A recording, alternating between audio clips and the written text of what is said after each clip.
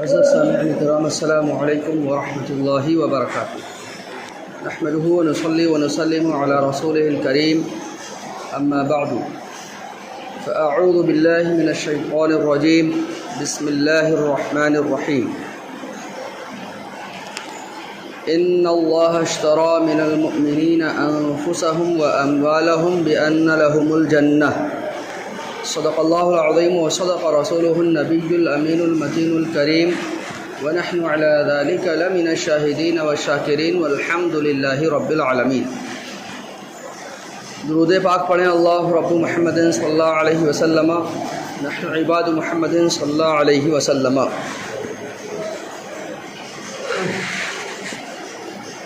اللہ تبارک و تعالی نے قرآن مجید میں ارشاد فرمایا، ان اللہ اشترى من المؤمنین انفسهم واموالهم،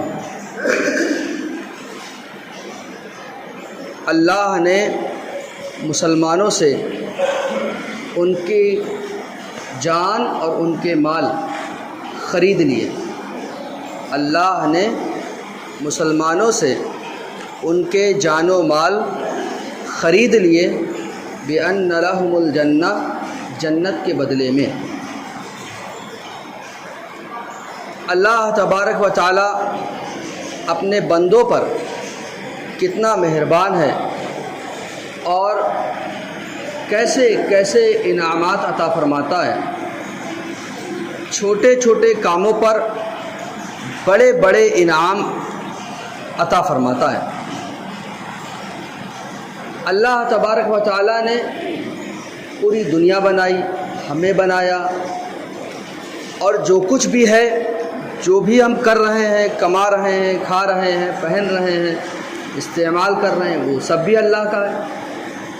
اور آیت کیا کہہ رہی ہے کہ اللہ نے مسلمانوں سے خرید لیا، اللہ نے مسلمانوں سے خرید لیا۔ تو اللہ تعالیٰ خریدار ہے اور وہ خرید رہا ہے۔ اور کیا خرید رہا ہے؟ جان اور مال۔ کس سے خرید رہا ہے؟ مسلمانوں سے۔ مسلمانوں سے جان اور مال خرید رہا ہے۔ اور جان و مال کس کا؟ اللہ کا۔ دونوں چیزیں اللہ کی ہیں، لیکن اللہ تعالیٰ نے اپنے بندوں پر مہربانی فرمائی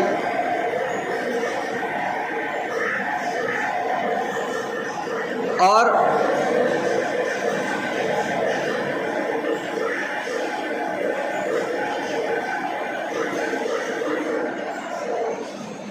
جان و مال جو اللہ تعالیٰ نے ہی پیدا فرمایا، وہ مسلمانوں کو اس کا مالک بنایا، اور پھر مسلمانوں سے کہہ رہا ہے کہ بیچو گے،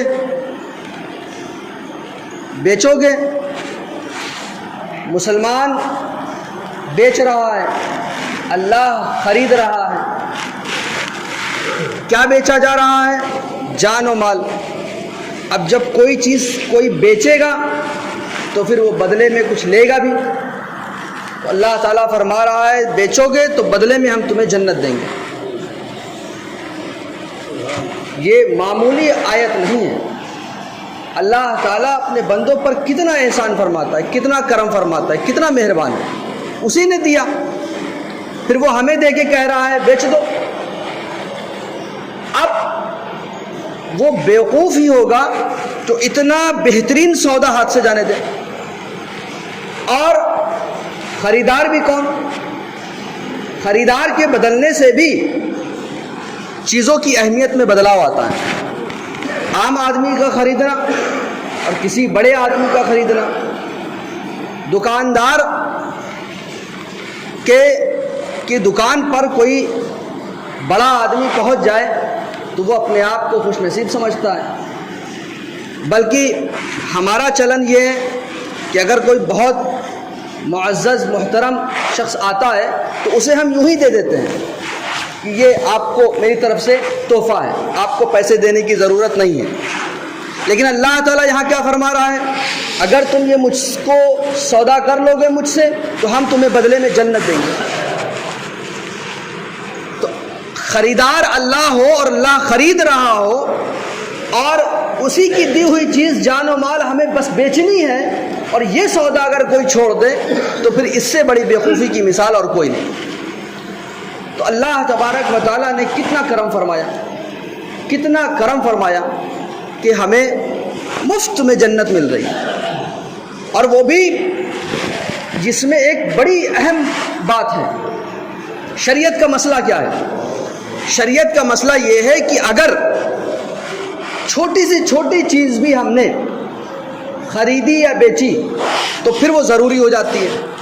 مثال کے طور پر اگر ہم گئے دکان پر اور ہم نے کہا کہ ہمیں یہ رومال خریدنا ہے، اس نے کہا ٹھیک ہے، میں نے بیچ دیا، میں نے اس کو پیسے دے دیے، تو کیا وہ ایسا کر سکتا ہے کہ رومال نہ دے، بدلے میں وہ چیز نہ دے؟ بالکل نہیں کر سکتا، اصول کے خلاف ہے۔ اور اللہ تبارک و تعالیٰ سے زیادہ وعدہ پورا کرنے والا کون ہے؟ تو اگر اللہ تعالیٰ ہم سے ہماری جان و مال لے گا، یعنی ہم دیں گے، تو بدلے میں جنت ہمیں ملے گی ہی ملے گی، کیونکہ اللہ تبارک و تعالیٰ اس کا پورا مول چکائے گا۔ تو یہ اگر ہم اللہ تعالیٰ سے یہ خرید و فروخت کرنے میں کامیاب ہو جائیں تو بدلے میں جنت اللہ تبارک و تعالیٰ ضرور عطا فرمائے گا۔ ہم اتنے گناہگار سیاکار ہو کر کے بھی جو معاملات کرتے ہیں، خرید و فروخت کرتے ہیں، بیچتے ہیں، خریدتے ہیں، ہم بھی اس میں یہ جانتے ہیں اور کرتے ہیں اور اس کو پابندی سے کرتے ہیں کہ بھئی اگر چیز ہم نے خریدی ہے تو پیسہ دیں گے بدلے میں، یا ہم نے پیسہ دیا ہے تو بدلے میں چیز لیں گے ہم، اور دکاندار دے گا بھی۔ اور اللہ تبارک و تعالیٰ جس نے ساری کائنات کو بنایا اور اس کے خزانے میں کوئی کمی نہیں ہے، اگر ہم اسے اپنی جان اور مال بیچ دیں تو وہ ہمیں بدلے میں جنت ضرور دے گا۔ اب یہ جان اور مال بیچنا کس طور پر ہے؟ اللہ تعالیٰ نے خریدنے کو کہا، بیچنا، تو بیچنے کے لیے اللہ تبارک و تعالیٰ نے جگہ جگہ ارشاد فرمایا کہ غریبوں پر خرچ کرو، مسکینوں پر خرچ کرو۔ یہ سب کچھ ایسے ہی ہے جیسے کہ تم اللہ تعالیٰ سے سودا کر لو، یہ سب کچھ اللہ کی راہ میں ہی خرچ کرنا ہے۔ تو جو کچھ بھی تم اللہ کی راہ میں خرچ کر رہے ہو، یاد رکھو اور دھیان رکھو کہ یہ تم اللہ تعالیٰ سے سودا کر رہے ہو۔ بلکہ ایک جگہ قرآن مجید میں ارشاد فرمایا اللہ تعالیٰ نے، وَمَن يُقْرِضُ اللَّهَ قَرْضًا حَسَنًا، کون اللہ تعالیٰ کو قرض دے گا؟ اللہ تعالیٰ پوچھ رہا ہے کون دے گا؟ دینے کے لیے تیار ہو؟ آپ سوچیں کہ اللہ تبارک و تعالیٰ نے ہمارے کامیابی کے، ہماری جنت کے راستے کتنے آسان فرمائے۔ انداز دیکھیے، اللہ تعالیٰ فرما رہا ہے کون ہے جو اللہ کو قرض حسن دے گا؟ ساری کائنات اس کی، لیکن وہ اپنے بندے سے کیا کہہ رہا ہے؟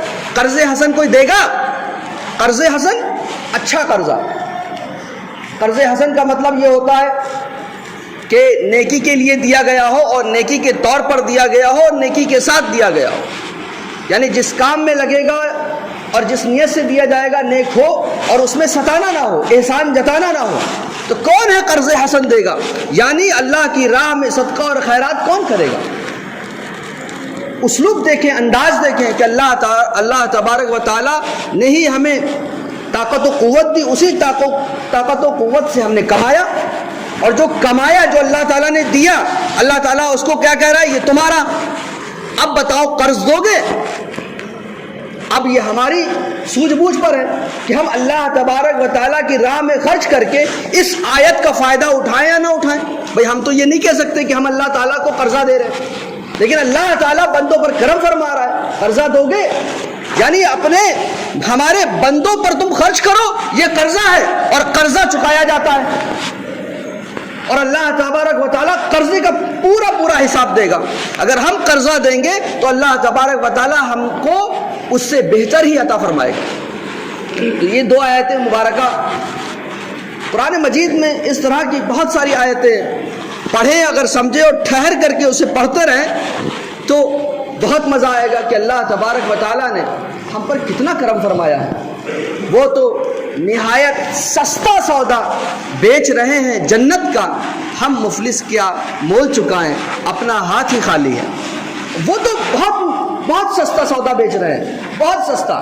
ان اللہ اشترى من المؤمنین انفسهم واموالهم بان لهم الجنہ. اللہ تعالیٰ نے مسلمانوں سے ان کے جان، ان کی مال خرید لیے، بدلے میں جنت. اب اگر اس کے باوجود بھی ہم اللہ تعالیٰ کی دی ہوئی جان، اللہ تعالیٰ کا عطا کیا ہوا مال، اس کی راہ میں ہم اگر خرچ نہ کریں تو یہ ہمارا گھاٹا ہے. اور ایک اچھا کاروباری اور ایک اچھا تاجر کبھی کوئی ایک پائی کا گھاٹا بھی وہ اپنے ہاتھ سے ہونے نہیں دیتا. 50 پیسے کی بھی اس کے نزدیک اہمیت ہوتی ہے. 50 پیسے. اور جو بڑے کاروباری ہیں وہ 10 پیسے کی اہمیت جانتے ہیں. 10 پیسے میں کتنی طاقت ہے، 10 پیسے کی کیا اہمیت ہے. کاروباری جو واقعی میں کاروباری ہیں، تجارت بزنس مین ہے، وہ جانتے ہیں کہ ایک پیسہ ان کے لیے کتنا قیمتی ہے. اور یہاں اللہ تبارک و تعالیٰ نے جان و مال عطا فرما کر کے ہمیں مالک بنا کر کے ہمیں سے سودا کر رہا ہے. بس ہمیں اس کی راہ میں خرچ کرنا ہے. اور راہ بھی کون سی، کہاں خرچ کرنا ہے؟ غریب مسکینوں پر. اور غریب مسکین وہ بھی کون؟ سب سے پہلے اپنے گھر سے ہی شروعات کرو. اپنے رشتہ داروں کو دیکھو، اپنے پڑوسیوں کو دیکھو، اپنے مسلمان بھائیوں کو دیکھو، اپنے بستی اور علاقے کو دیکھو، انہی پر خرچ کرنا ہے.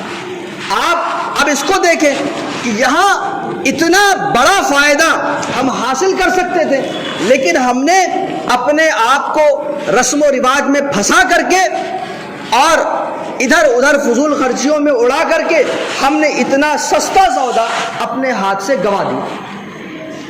بہت سستا سودا تھا کہ اللہ تبارک و تعالیٰ کے خزانے کا اندازہ اس سے ہم لگا سکتے ہیں. ایک جنتی جو ادنا درجے کا، سب سے نیچے لیول کا، کیونکہ عمل کے اعتبار سے جنت میں مرتبے ہوں گے، جو سب سے نیچے لیول کا جو جنتی ہے اس کی جنت کا حال کیا ہے؟ اس کو کیا ملے گا جنت میں؟ اس کو جنت میں جو مکان ملے گا، جو محل ملے گا، محل اس کی لمبائی چوڑائی اتنی ہے کہ اگر گھوڑے پر سوار ہو کر کے اس کی چوڑائی کو طے کرے گا، چوڑائی کو، لمبائی کو نہیں، چوڑائی کو طے کرے گا تو 500 سال لگیں گے. یہ ایک جنتی، ادنا جنتی کا حال ہے. اور اس کا جو محل ہوگا اس میں ایک اینٹ سونے کی اور ایک چاندی کی لگی ہوگی. اس پر جو گنبد بنے ہوں گے وہ موتیوں کے گنبد بنے ہوں گے. ہیرے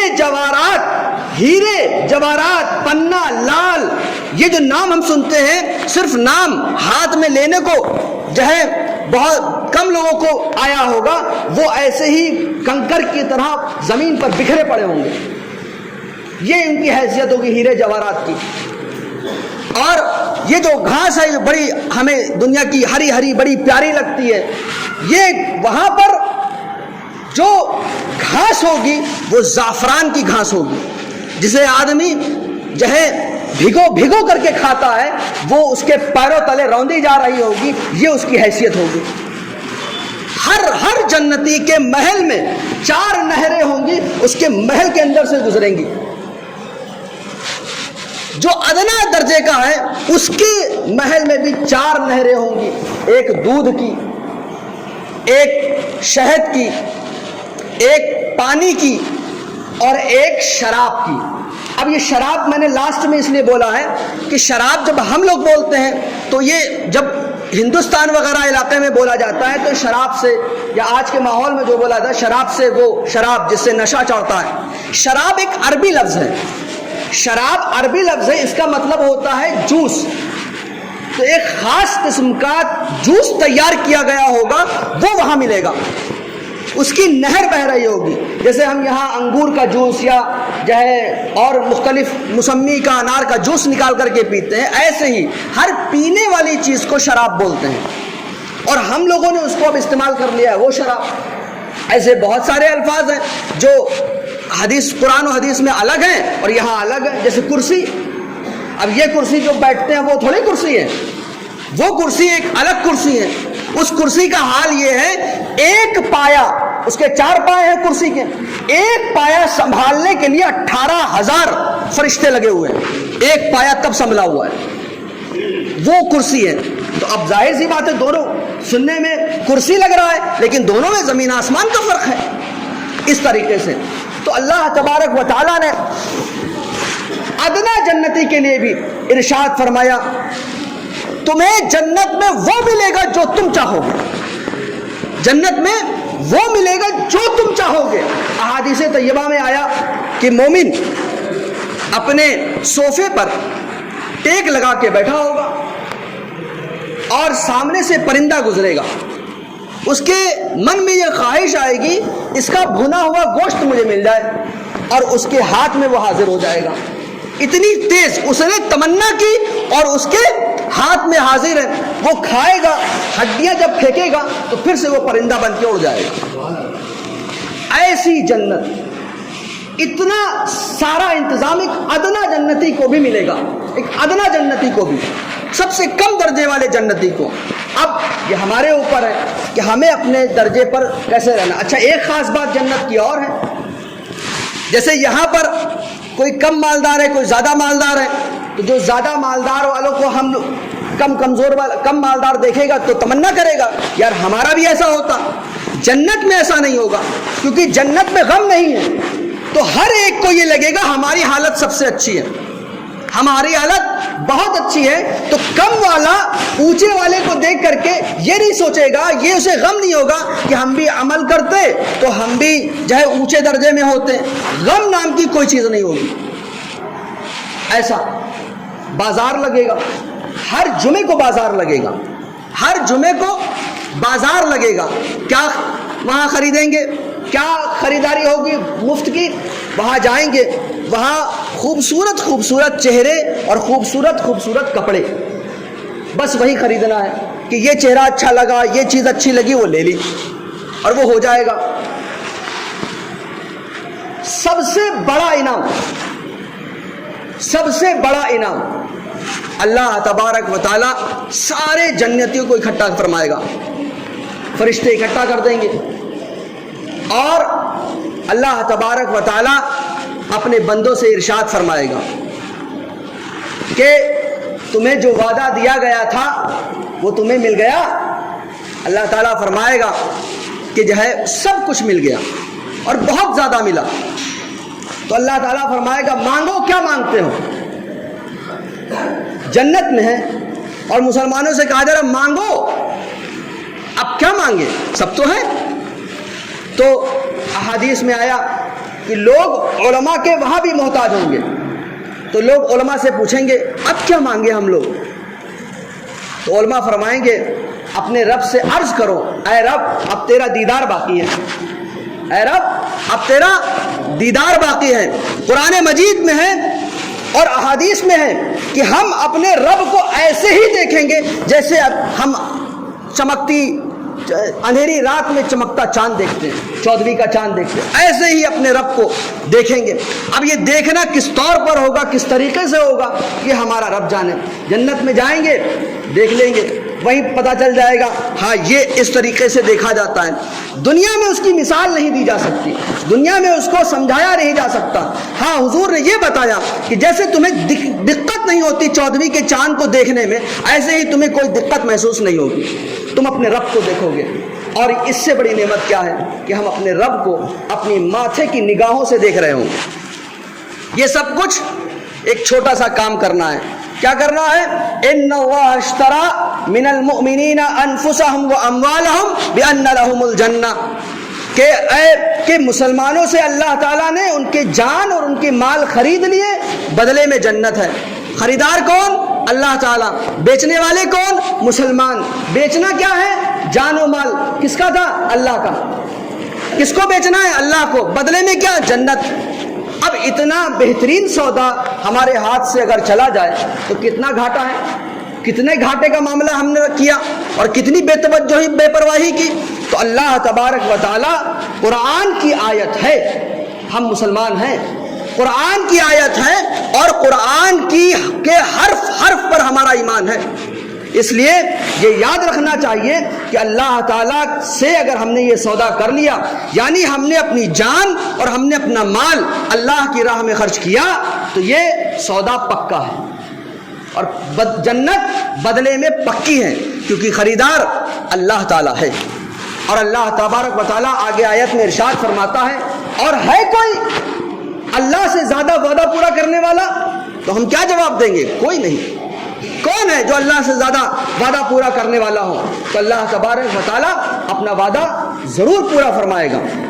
تو ہمیں جو ہے اللہ کی راہ میں ہمیشہ اپنے آپ کو لگائے رکھنا چاہیے۔ کوئی ضروری نہیں ہے کہ مال ہو، مال خرچ کرے، تو جو بندہ جس طریقے سے اللہ کی راہ میں خرچ کرتا ہے یا حصہ لیتا ہے، وہ حدیث بہت مشہور ہے، پانی پلا دینا یہ بھی تو صدقہ ہے، ایک کھجور کھلا دینا یہ بھی تو صدقہ ہے، مفت کا پانی لیا اور پلا دیا یہ بھی صدقہ ہے۔ یہ کوئی ضروری نہیں ہے کہ جیب سے پیسہ جائے گا تو ہی صدقہ ہے۔ ہاں یہ ہے کہ بندے کو اللہ تعالیٰ نے جتنی نعمتیں دی ہیں ان ساری نعمتوں سے اگر بندہ اپنے رب کے بارگاہ میں پیش کرتا ہے نذرانہ، اللہ تبارک و تعالیٰ بدلے میں اسے جنت عطا فرمائے گا۔ تو ہماری گفتگو مکمل ہوئی۔ دو باتیں آپ سے گزارش ہے۔ پہلی، بری پورہ میں جہاں اتنی خوبیاں ہیں، دو چار خوبیاں اور شامل ہو جائیں۔ میں یہ نہیں کہتا کسی نے کوئی کام جان بوجھ کے کیا ہے، توجہ نہیں رہی ہوگی، ایسا ہوتا ہے کہ کبھی کوئی کام ہم کرتے ہیں اور کوئی چیز چھوٹ جاتی ہے، توجہ نہیں ہے، ارادہ نہیں ہوتا ہے، توجہ نہیں ہوتی۔ تو میں یہی مان کے چل رہا ہوں کہ توجہ نہیں ہے، یہی مان کے چل رہا ہوں کہ توجہ نہیں ہے۔ اب دیکھیے، یہ تعزیہ اور ڈھول جو کچھ بھی کیا گیا وہ آپ جانیے، لیکن جس کمرے میں تعزیہ رکھا تھا اسی میں مسجد کا بھی سامان رکھا تھا، اور مسجد کا سامان کہاں ہے؟ دھوپ میں باہر پڑا ہوا ہے، اور تعزیہ سنبھال کر کے رکھ کر کے تالا لگا کر کے آپ بھول گئے۔ تو اس سے کیا پتا چلا؟ تعزیہ زیادہ ضروری ہے ڈھول اور مسجد کا سامان۔ کیا کہیں گے اسے آپ؟ کیا نام دیں گے آپ اسے؟ یہ میں اس طریقے سے اس لیے بتا رہا ہوں کہ آپ اس بات کو سمجھیے، یہ حسینیت نہیں ہے اور نہ یہ دین ہے۔ اگر دین ہوتا تو یہ لاپرواہی نہیں ہوتی، دین ہوتا ہے۔ آپ بتائیے، آپ نے کیا سوچ کر کے اس سامان مسجد کا باہر نکال کے رکھا؟ اب آپ یہ مت کہیے گا کہ اس کمرے میں رکھ لیجئے۔ آپ نے پہلے سے ہی مدرسے کو آدھا کیا، آدھا تعزیہ آدھا مدرسہ۔ سمجھ رہے ہیں آپ کیا کر رہے ہیں؟ آدھا تعزیہ اور آدھے میں مدرسہ۔ ارے یہ بھی آپ کر سکتے تھے کہ تعزیے کے لیے تھوڑی سی جگہ، جائز نہیں ہے تعزیہ، یہ نہیں کہہ رہا ہوں، لیکن اگر آپ کو کرنا تھا، ظلم کر رہے ہیں، یہ ظلم ہے۔ مسجد پر، یہ مدرسے کی زمین پر ناجائز قبضہ ہے، حرام ہے، لیکن اگر آپ نے ظلم کرنا ہی تھا آپ کو تو تھوڑا سا جس میں تعزیہ آ جاتا، باقی اگر مدرسے کے لیے آپ چھوڑ دیتے تو کیا حرج تھا؟ لیکن نہیں، اس کو آدھا کیا، آدھے میں تعزیہ اور آدھے میں مدرسہ۔ اور وہ وہاں جو مسجد کا سامان رکھا تھا وہ بھی اٹھا کے باہر کر دیا۔ اور اس طریقے سے میں پھر بتا دوں، میں اس لیے کہہ رہا ہوں کہ آپ کو چوٹ لگے کہ یہ دین نہیں ہے، یہ آپ سمجھیے۔ اگر دین ہوتا تو ان لوگوں نے یہ ادب بھی سکھایا ہوتا جنہوں نے تعزیہ سکھایا ہے، یہ بات ہے۔ تو ہم دیکھیے، انسان، ہر آدمی، شیخ سعدی فرماتے ہیں کہ ہر آدمی اپنی عقل کو بہتر سمجھتا ہے دوسرے سے، لیکن ہمیں دین کے کام عقل سے نہیں کرنے ہوتے ہیں، شریعت سے کرنے ہوتے ہیں۔ ہر آدمی اپنی عقل کو، ہم بھی اپنی عقل کو بہتر ہی سمجھتے ہوں گے، لیکن جو مسئلہ ہم بتا رہے ہیں وہ عقل سے نہیں بتا رہے ہیں، وہ شریعت کا مسئلہ بتا رہے ہیں کہ ہم غلط ہو جائیں گے۔ ہم غلط تب ہوں گے جب اپنی عقل لگائیں گے، لیکن شریعت کا مسئلہ وہ تو قرآن و حدیث میں لکھا ہوا ہے۔ تو ایسا ہے، آپ کو کرنا کیا چاہیے؟ اب کرنا یہ چاہیے، دیکھیے مدرسہ ہم نے وہاں اس لیے کیا تھا، ایک تو کام ہو رہا تھا، اور دوسرا مدرسے جو بچے جو پڑھتے ہیں وہ مسجد میں نہیں پڑھانا چاہیے۔ کیوں نہیں پڑھانا چاہیے؟ مسجد میں دوڑ بھاگ کریں گے، ایک۔ دوسرا، مسجد میں پڑھانے والا بچوں کو مار نہیں سکتا، کیونکہ یہ اللہ کا گھر ہے، یہاں کوئی کسی کو سزا نہیں دے سکتا۔ اب آپ بتائیے اگر بچوں کو ڈانٹا مارا نہ جائے تو مجال کو پڑھا لے، کون پڑھ لے گا؟ تو اس لیے ہم نے اس کو وہاں مدرسہ کر دیا. اس کو مدرسہ رہنے دینا چاہیے. اگر آپ سے ہو سکے تو الگ جگہ کوئی بنا لیجئے اور وہاں آپ یہ سب کیجئے، ویسے چھوڑ دیجئے، کوئی فائدہ نہیں. اور اپنے بچوں کو دین سکھائیے.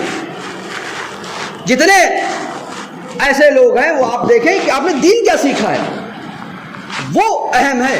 اور دین سکھانے کے بجائے اگر ہم ڈھول بجانا سکھا رہے ہیں کہ بہت اپنے بچوں کے ساتھ بھی ظلم ہے. خیر، تو آپ کو کرنا یہ چاہیے، مسجد کا سامان رکھا ہے، مسجد کا کام ہوگا وہ خالی ہو جائے گا، ابھی اس میں بھی دقت ہے، تو یہ کام آپ کو کر لینا چاہیے. آپ یہ نہیں کہہ سکتے کہ صاحب آپ مدرسہ الگ بنا لیجئے، کیونکہ وہ مدرسے کی ہی زمین ہے، اور جتنے دن بنانے میں لگیں گے اتنے دن بچے کہاں جائیں گے. تو بھائی کرنا ایسا چاہیے کہ تعزیہ اٹھا کر کے آپ کہیں لے جائیے، بیچ کی دیوار کو ہٹائیے اور پورا مدرسے کے لیے استعمال کیجیے. آپ کو یہ کرنا چاہیے. میری جو ذمہ داری تھی میں نے آپ کو بتا دی، ٹھیک ہے. اور وہ جن کے پاس بھی چابی ہے اس کو برا نہ مانے، غلطی ہر انسان سے ہوتی ہے. حدیث سنیے مزہ آ جائے گا. خیر الخطائین التوابون، حدیث ہے کہ بہترین گنہگار، لفظ دیکھیے آپ، اللہ بہت رحم مہربان ہے. حضور کیا فرما رہے ہیں؟ بہترین گنہگار، بہترین گنہگار وہ ہے جو توبہ کر لے. بھائی ہم انسان ہیں، غلطی ہوتی ہے، ہم سے بھی ہوتی ہے، سب سے غلطی ہوتی ہے. کون ہے جس سے غلطی نہیں ہوتی؟ ہر ایک سے اپنی اپنی طرح طرح کی غلطیاں ہوتی ہیں. تو غلطی ہوتی ہے، لیکن غلطی سے کو مان لینا اور اس سے توبہ کر لینا یہ سب سے بہتر انسان ہے، سب سے بہتر کام ہے. جو ہو گیا سو ہو گیا، اس کو چھوڑ دیجیے آپ. اور میں نے خود یہ جانکاری اس لیے نہیں لی کیونکہ میرا مزاج نہیں ہے کہ کوئی میری سامنے جب آئے تو میں ذہن میں لاؤں کہ فلاں نے ایسا کیا. جس کا جو بھی کام ہے اپنا تالا کھولیے، اس کو سمیٹیے اور مسجد کا سامان سلیقے سے ادب کے ساتھ اس کو رکھیے، اللہ کی بارگاہ میں توبہ کیجیے اور بات ختم. یہ ہو گیا مسجد مدرسے کا معاملہ. اور مسجد میں جو تعاون کی ضرورت ہے وہ کرنا چاہیے، بدلے میں جنت لے لینا چاہیے. دوسرا، ہمارے مدرسے کے تعلق سے جو بھی معاملے ہیں جس کو بھی جو سمجھنا ہے وہ جائیں، چونکہ ٹائم کم بچا ہے تو بس وہ ہم سے پرسنل آ کے سمجھ لیجئے گا. لیکن ہم نے مدرسے سے پہلے جو بھی چیزیں ہم نے بتائی تھی وہ موٹی موٹی ہم آپ کو بتا دے رہے ہیں. مجھے ایک سوال کا جواب دیجئے، اور یہ جتنے بھی مسجدیں ہیں نا وہاں جا کے دیکھیے آپ، دیکھیے دنیا میں ہو کیا رہا ہے، سب لوگ کدھر جا رہے ہیں، اس سے آپ کیوں مطلب رکھتے ہیں؟ یہ دیکھیے کہ ہونا کیا چاہیے. آپ کے لڑکوں کے لیے، بچوں کے لیے مدرسہ ہو گیا، مسجد میں آ کے پڑھ لیں گے. اور لڑکیاں، انہوں نے کیا ظلم، کیا غلطی کی ہے کہ لڑکیوں کو تعلیم نہیں ہوگی؟ ان کی کیا غلطی کہ ان کو دین سیکھنے کو نہ دیا جائے؟ ان کی کیا غلطی؟ تو یہ کمی ہر جگہ ہے، آپ کے یہاں نہیں، ہر جگہ ہے. اسی چیز کو پورا کرنے کے لیے ہم نے اپنے طور پر کوشش کی کہ بھائی لڑکیوں کا مدرسہ ہونا چاہیے. اب جب جوان لڑکیاں، بڑی لڑکیاں پڑھیں گی تو ان کو پڑھانے والی عالمہ ہی تو ہونی چاہیے. اس میں آپ پر بوجھ نہ پڑے تو چندہ نہیں کیا، چندہ نہیں کیا. اس میں ایک سمپل سا اصول رکھا کہ جو پڑھیں گے فیس دے دیں، جو پڑھیں گے فیس دے دیں. اور اگر جو فیس رکھی تھی اور جتنے لوگوں نے پڑھا اگر وہ فیس دے دیتے تو مدرسہ بند نہیں ہوتا. مجھے مدرسہ بند کرنا پڑا. آپ کے اس مدرسے میں، بچوں کے مدرسے میں 35,000 روپے خرچے ہوتے ہر مہینہ. 2 مہینے ہو گئے اور فیس آئی ہے 9,200 روپے. میں نے یہ سوچا تھا کہ بچوں کی جو فیس ہے، سنتے رہیے گا، بچوں کی جو فیس ہے وہ اگر کچھ 19-20 ہوئی تو میں اپنی تنخواہ سے پورا کر دوں گا. اور آپ کو سب معلوم ہے تو فیس آئی 9,200 روپے. اب کیسے پورا کروں میں؟ بتائیے آپ، کیا کر سکتا ہوں میں؟ تو میرا جرم کہاں ہے یہ آپ بتائیے. بہت سے لوگ لڑ گئے، بہت سے لوگوں کو شکایت ہے. میرا جرم کیا ہے؟ ہم نے تو اتنا کہا تھا آپ پڑھ رہے ہیں آپ فیس دے دیجئے. اب فیس بھی نہیں دیں گے. مزدور سے پوری مزدوری کرانا اور مزدوری نہ دینا یہ کیا ہے؟ یہ ظلم نہیں ہے؟ ہم ایسا تو نہیں کہہ رہے کہ جس نے چاہے کچھ دن پڑھائے وہ پوری فیس دے دے. جس نے جتنے دن پڑھا ہے وہ فیس دے دیتا، مدرسہ بند نہیں ہوتا۔ آپ بتائیے جس مدرسے کا خرچہ 35,000 روپے ہو، 9,200 روپے فیس آئی ہو، تو کیسے مدرسہ چلے گا؟ یہ بات ہے۔ اور اگر مسجد کا کام نہیں ہوتا تو ہم لوگوں میں بانٹ دیتے، لیکن مسجد بھی اہم ہے، تو مسجد کے کام میں پیچ نہ پھنس جائے، یہ پورا ہو جائے، اس کے بعد دیکھ لیتے ہم۔ اور ابھی تو مدرسہ آرام سے چل جاتا، فیس آتی رہتی، ہو جاتا حساب، کوئی مسئلہ نہیں تھا۔ تو مسجدوں میں لڑکوں کے پڑھنے کا انتظام رہتا ہے، لڑکیاں ہماری بیچاری وہ جو ہے جب تک کہ گھر والے سمجھتے ہیں کہ پڑھنا چاہیے وہ بالغ ہو جاتی ہے۔ اب ان کے لیے عالمہ چاہیے نا، تو عالمہ ظاہر سی بات ہے بھائی، ہمارا اپنا معاملہ ہو تو ٹھیک ہے بھائی، 6 ماہی 6 ماہی آپ جب تک کہ آپ جو ہے حساب کتاب کرتے رہیے، لیکن جن کو ہم نے بلایا ہے ان کو 6 ماہی تھوڑی کھانا ہے، تنخواہ ہے، کھانے کا انتظام ہے، یہ سب کچھ کیسے ہوگا؟ تو اس لیے ہمیں مدرسہ بند کرنا پڑا، ایسا ہے۔ اور عالمائیں جانے والی ہیں، ایک جا چکی ہیں، 2 اور چلی جائیں گی۔ سارے حالات آپ کے سامنے، کچھ سمجھنا آپ ہم سے سمجھیے، مزاج آپ جانتے ہیں، کچھ کہہ توڑے رہے ہیں، لیکن آپ سمجھیے تو کوئی کام کیوں ہوا، کیسے ہوا؟ اب آپ بتائیے ہماری کہاں غلطی ہے؟ تو مجبوری ہے ہماری۔ ہاں یہ میں آپ سے وعدہ کر رہا ہوں کہ جو چھوٹے بچے بچیاں ہیں اگر ان کا کوئی نقصان ہوا تو اس کی بھرپائی ہم کریں گے۔ اگر ہمیں پڑھانا ہوتا پوری زندگی ہم آپ سے 1 روپیہ نہیں کہیں گے کہ آئیے دے جائیے، فری پڑھائیے، کوئی مسئلہ نہیں ہے۔ اور نہ آپ نے آج تک ہمیں دیکھا، اور جو ہم سے پرانے رابطے میں ان سے پوچھیے، زبان پر کبھی پیسے کا نام نہیں آتا، لیکن جو ذمہ داری میرے اوپر ہے وہ تو ہم نبھائیں گے۔ اگر ہم نے کسی کو بلایا ہے تو اس کو تنخواہ جو ہم نے مقرر کی ہے، اور اگر تنخواہ ایک ٹال مٹول بھی دیجئے تو کھانا ہی ہے۔ تو اس لیے آپ سے ہم یہ نہیں کہہ رہے کہ آپ مدد کیجئے، ہم آپ کو بس اتنا بتا رہے ہیں کہ مدرسہ اس لیے بند ہوا ہے اور بند ہوگا۔ اور یہ چندے والا مسئلہ اور یہ کہ ہمارے ہاں یتیم بچے پڑھتے ہیں، یہ سب ہمیں نہیں آتا۔ یتیم بچے اور غریب بچے اور مسکین بچے اور اس طرح سے کیا فائدہ؟ علم ہے وہ، ہم اتنا جانتے ہیں، سیدھا سمپل سا اصول تھا، بچے آئے ہیں، فیس دینی ہے، بات ختم، اور کچھ نہیں کرنا تھا، صرف فیس سے مدرسہ چل جاتا، صرف فیس سے، کوئی الگ سے ایکسٹرا کام نہیں کرنا تھا۔ اور یہ تب ہے جب ہم نے ایڈمیشن فیس نہیں لی، ہم نے پہلے سے فیس جمع نہیں کی۔ اور آپ سوچیں کہ ہم پر کیا گزری ہوگی اور ہم پر کیا گزر چکی ہے اور کیا گزر رہی ہے۔ تو بہرحال مدرسہ اس لیے بند ہے۔ اب بستی کے بڑے لوگ کیا اس سلسلے میں سوچ پاتے ہیں، اور جن لوگوں کے یہاں سے بچوں نے پڑھا ہے اور ان کی طرف سے فیس نہیں آئی، ان کو کیا سوچنا چاہیے، کیا کرنا چاہیے، یہ ان کے حوالے ہے۔ لیکن میں آپ کو مشورہ یہ دوں گا کہ آپ کی بستی میں، کیا ہر بستی میں، جب لڑکوں کے لیے انتظام ہے تو لڑکیوں کی تعلیم کا انتظام ہونا چاہیے۔ یہ ہماری آپ کی سب کی ذمہ داری ہے۔ یہ ہے، دونوں کام ہو گئے، وہ مسجد کا کام بھی دیکھ لیجئے گا، اور جو ہے آپ کو چلیے آئیے، ٹھیک ہے۔ السلام علیکم ورحمۃ اللہ۔